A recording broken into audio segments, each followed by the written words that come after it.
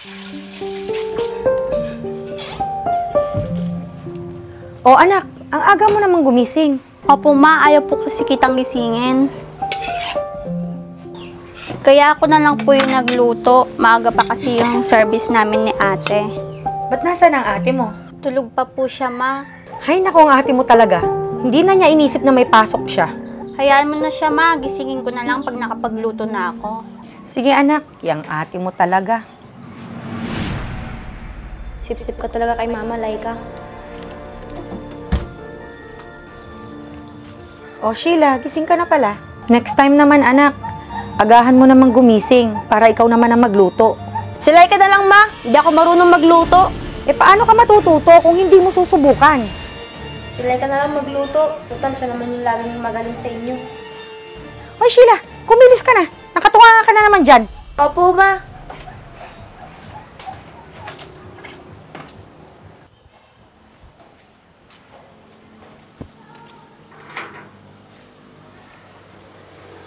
O sakto, andi na pala yung service natin.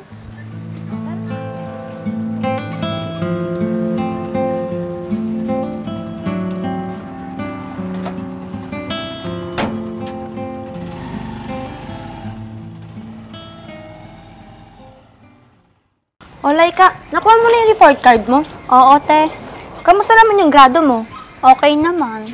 Ako kasi, nasa 90 yung grado ko. Panigurado na ito, makakasama ako sa top. Mabuti pa si ate. Sigurado, tuwang-tuwa na naman sa kanya si mama. Laika, halika na! Ang tagal mo maglakad!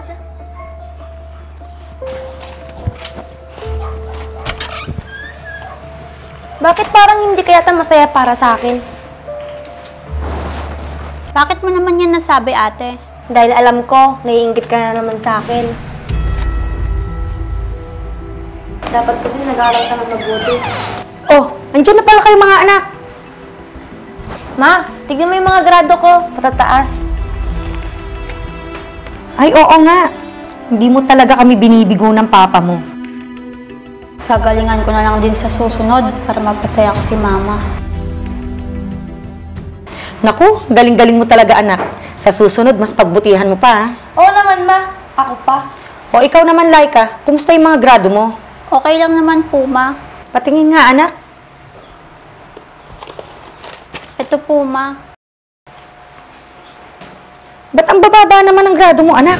Ba't di mo gayahin si ate Sheila mo? Para naman kasi ma, baka di siya nag-aaral ng mabuti. Ate, nag-aaral naman ako ng mabuti. Nag-aaral daw. Hay nako, tumigil na nga kayong dalawa. O anak, dahil mataas ang grado mo, anong gusto mong regalo at bibilin natin? Ma, gusto ko sana yung magandang cellphone. O anak, sige, bibilin natin yan. Basta, pag-igihan mo pa yung pag-aaral mo ha. Opo. Bibilhan na naman siya ng bagong cellphone. Paborito talaga kapag mas matalino. Hoy, Sheila, gumising ka na dyan. Hindi makakapasok yung kapatid mo ngayon dahil nilalagnat. Mama naman eh. Bumangon ka na't magluluto ka pa ng babaunin mo. Ano ba yan, ma? Bakit kasi ako pa yung magluluto? Aba, itlog at kanin lang ang lulutuin mo? Mahirap bang lutuin yon? Hindi ka matututo kung hindi mo gagawin. Sige na po.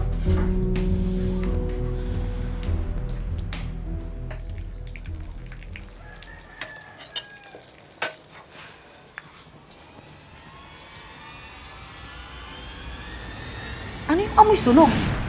Sheila? Sheila, yung niluluto mo! Hala, paano to? Nasunog na yung itlog.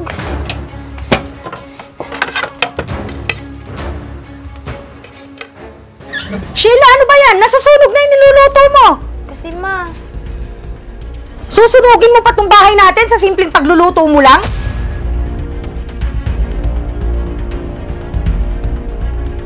Hindi ka talaga maasahan. Mabuti pa yung kapatid mo. Marunong sa mga gawaing bahay. ma, hindi ko naman po sinasadya. Eh ano? Hindi ka na nag-isip. Puro ka na lang cellphone. Kung utusan ka, puro ka pa reklamo. Ma, napapagod po kasi ako sa pag-aaral. Eh pareho lang naman kayo nag-aaral ng kapatid mo ah. Ang sabihin mo, tamad ka at ayaw mong matuto. Kasi lagi mo na lang inaasahan yung kapatid mo. Laging akong tamad sa inyo at sila ang masipag. Eh, totoo naman ah. Palibasa, paborito niyo siya. Hindi totoo yan!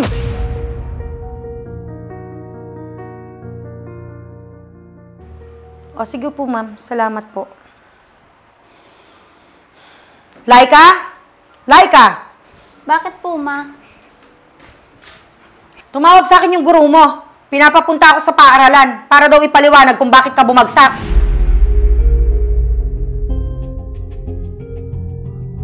Bakit naman at bumagsak ka? Anong nangyari?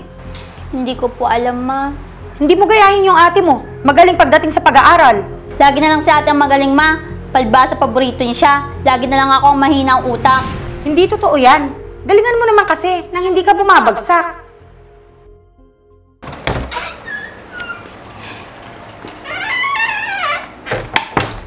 O ano? Napagalitan ka ni mama, no?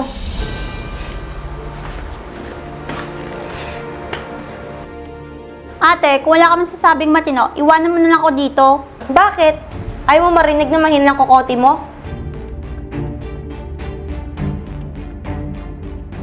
Hindi mo ako gayahin. Nangunguna sa paaralan. Hindi ka gaya mo. Ate, pwede ba? Iwanan mo na lang ako dito. Pakiusap. Bakit? Ayaw mo marinig yung katotohanan na mas magaling ako sa'yo? Ate, tama na. Oo, alam ko, mas magaling ka sa akin. At nagsiselos ako at naiinggit ako. Lalo na nang bigyan ka ni mama ng regalo dahil mataas ang grado mo. Bakit? Naiinggit ka? Oo, masaya ka na ate. Ikaw ang paborito dahil ikaw ang matalino. Hindi! Hindi ako masaya dahil ikaw ang paborito, hindi ako. Naiinggit ako sa'yo dahil lagi natutuwa si mama. Kahit na hindi mataas yung grado mo, kasi masipag ka.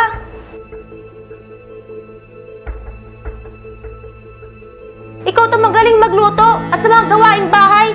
Samantalang ako, nagpapakirap ako sa mga grado ko para mapansin lang ni mama. Hindi totoo yan, ate. Anong nangyayari sa inyo? Bakit kayo nagtatalo? Sheila, anong nangyayari dito? Bakit inaaway mo yung kapatid mo? Bakit ako? Ayan, kinakampihan niyo na naman yung paborito niyong anak. Ano? Anong paboritong sinasabi mo? Diba? Sila kay paborito niyong anak kaysa sa akin kasi siya yung masipag at marunong sa mga gawaing bahay. Wow, ang galing-galing talaga magluto ng anak ko. Mas magaling ka talaga sa mga bagay na to kaysa si ate mo. Kaya mas natutulungan mo ako sa mga gawaing bahay eh. Hilig ko talagang magluto, ma.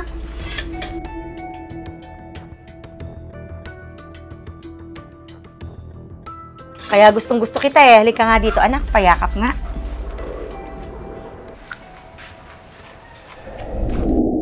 Ang babaw mo naman, ate.